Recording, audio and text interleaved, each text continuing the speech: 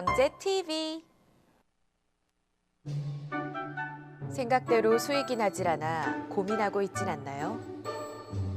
혼자 힘으로만 해내겠다는 것은 자산 손실을 초래할 수 있습니다. 나의 능력에 전문가의 힘을 더해 확실하고 큰 수익을 창출하는 것. 그것이 바로 현명한 투자입니다. 투자자의 마음으로 NBA.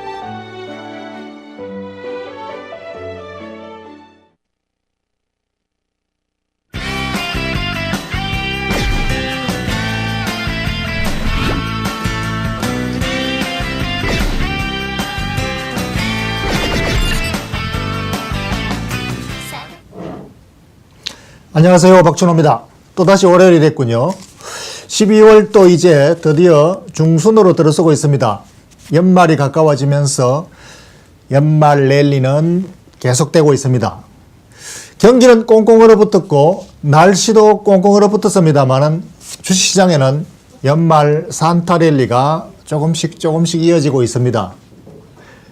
연말 랠리로 주식시장이 훈풍이 불고 있으니까 추운 날씨에도 훈풍이 부는 주식시장으로 들어오시면 되겠습니다.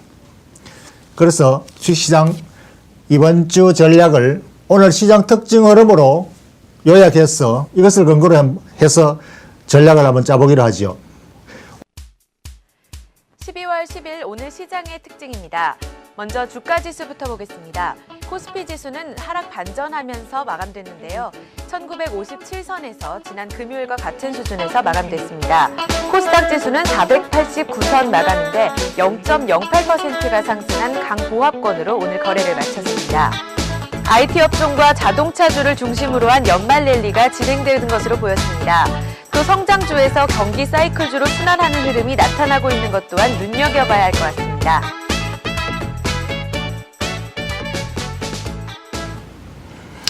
예, 오늘 시장의 특징은 언뜻 외견상으로 보면은 별로 특징이 없어 보입니다. 그리고 시장의 변화도 별로 없죠. 보합, 오른 것도 없고 떨어진 것도 없습니다. 그러나 시장의 내용을 보면은 여전히 산타 랠리는 진행 중이다라는 것을 알 수가 있습니다. 지금 시장의 중심은 우리나라 대표 기업인 IT, 삼성전자, 그리고 자동차, 현대차, 기아차, 이 대표주 중심으로 랠리가 이어지고 있고 이 흐름은 지금 대형주 구도로 중심으로 가고 있다. 결국 시장은 지금 주도주 중심으로 움직이고 있고 또 움직임의 흐름이 대형주가 움직이고 있다는 것은 랠리가 진행되고 있다라고 볼 수 있습니다. 그래서 시장은 주도주가 지금 가고 있다는 것은 시장이 랠리를 이어가고 있다는 것이고 또 하나 더 중요한 특징은 순환매가 이어지고 있다는 겁니다. 이 순환매는 연말에 기관들의 윈도우 드레싱으로 인한 자금의 흐름일 수도 있지만 근본적으로는 지금 이 흐름의 구도가 바뀌고 있다. 이것은 약세장에서 강세장으로 전환하는 순환매가 나오고 있다. 이것이 지금 최근 12월 들어서 조금씩 더더욱 흐름이 뚜렷해지고 강화되는 모습을 보여주고 있습니다. 오늘 시장도 마찬가지입니다. 약간 멈칫거리고 있긴 하지만 바로 약세장에서 강세였던 경기 방어주 성격인 성장주라면 고성장주, 장기성장주 모두가 포함된 개념인데 이 성장주가 그동안의 약세장 때문에 강세를 보였고 그것은 바로 약세장에 대한 반사이익의 프리미엄이었습니다. 그렇기 때문에 고성장 대표주라고 한 게임주, 모바일 게임, 그리고 엔터주, 음악 관련주, 그리고 카지노주 이런 것들이 종합적으로 경기 방어주 성격인데 약세장에서 강한 성격을 가지고 있죠. 그래서 약세장에서 실적이 그렇게 좋지 않아도 안정적인 실적만 유지한다는 그것 자체만 해도 프리미엄 가치를 받아서 주가가 고공행진을 했습니다. 그래서 이것이 무너지면서 왜 무너지느냐고요? 실적이 나빠서가 아니라 바로 경기 사이클주 쪽으로 자금이 빠져나오기 때문에. 그래서 이 경기 사이클주라는 것은 바로 중국 경기 모멘텀 주식이고 대형 소재주 쪽 그리고 장치산업 그리고 경기가 큰 사이클을 그리는 이러한 세트적으로 자금 흐름이 여전히 움직이고 있다는 것이 가장 중요한 특징이고, 이것이 연말 랠리에 대한 앞으로 관심을 계속 가지고 봐야 될 그런 흐름이다라는 것이죠. 그래서 이 시장 특징 흐름을 놓치지 않아야 이 연말 랠리를 충분히 올라타고 주식 투자 수익으로 연결될 수가 있고 즐길 수가 있습니다. 그래서 오늘 시장 특징 흐름과 함께 오늘 관심 있게 봐야 될 종목을 하나 보기로 하죠.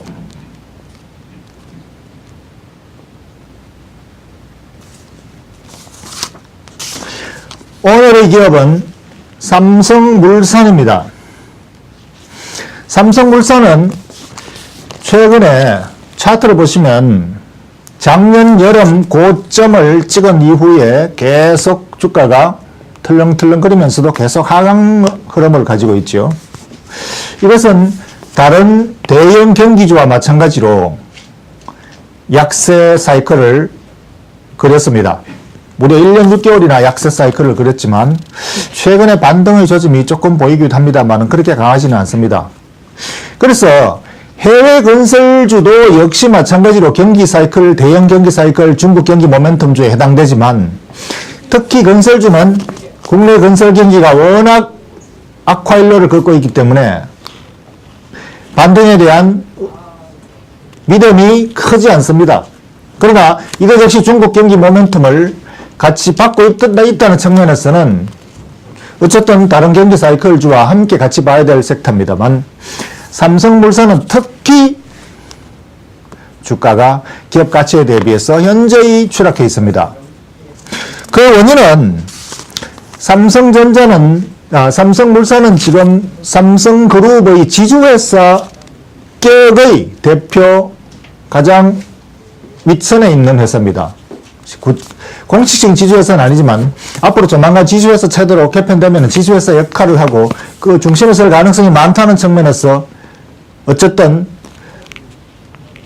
묵시적인 지주회사 역할을 했죠.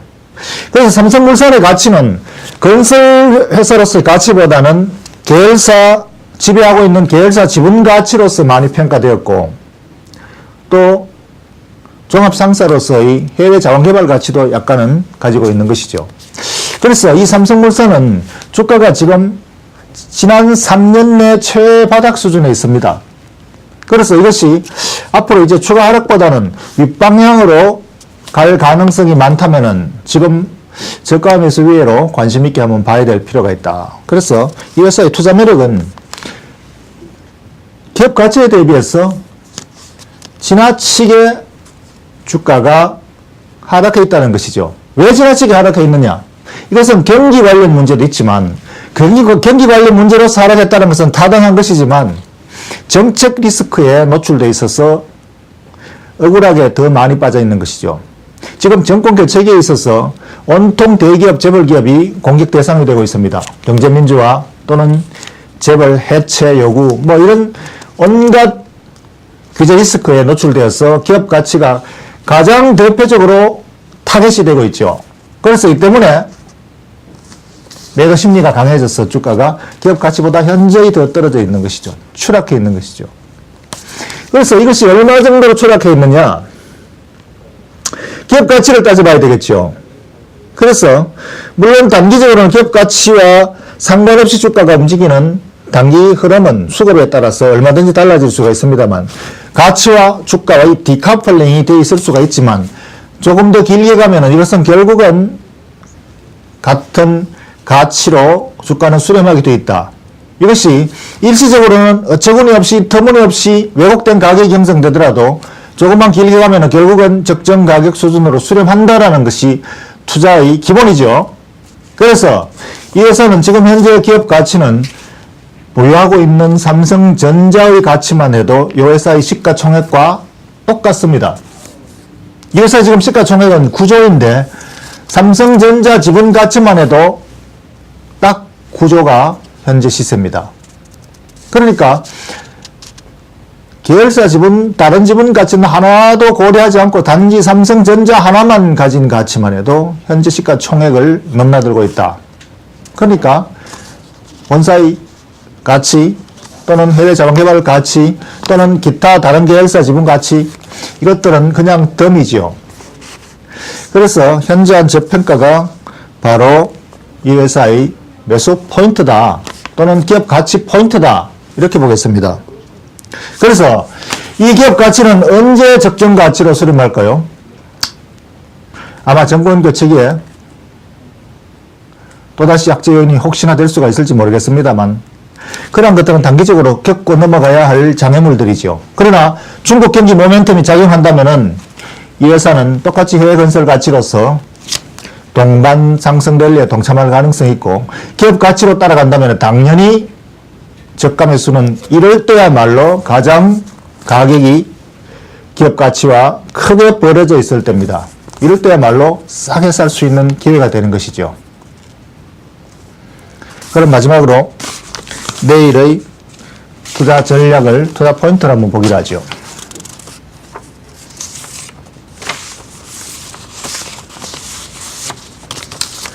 내일의 투자 포인트를 보면은 그것이 바로 투자 전략으로 연결됩니다.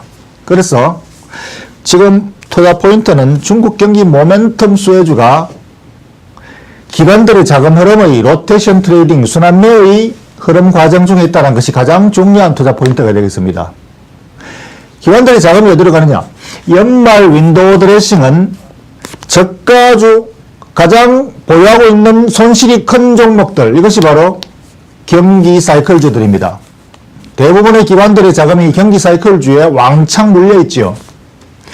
이것이 지금 반등의 모멘텀을 조금씩 받고 있는데 이것이 바로 중국 경기 모멘텀입니다. 그래서 중국이 조금만 경기 지표가 더 좋은 것이 나와준다면 그리고 경기 부양책이 조금만 더 힌트를 준다면 이 경기 사이클주들은 계속 모멘텀이 강화될 수가 있습니다. 그래서 이것이 지금 현재 연말의 자금 흐름이고 자금이 움직이고 있는 방향이고 이것을 주목해서 이런 쪽으로 여전히 관심을 가져야 된다.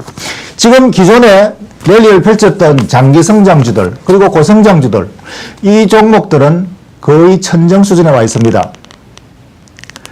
급속히 주가가 떨어지는 것은 기업 가치가 떨어져서가 아니라 바로 자금이 이탈해서 경기 사이클주 쪽으로 움직여 들어오기 때문에 단계적으로 이 수급 흐름은 연말 내내 이어질 가능성이 많습니다. 그렇기 때문에 경기 사이클주 쪽이 우리가 봐야 되고 특히 이번 주는 우리 국내 금리 정책이 있습니다.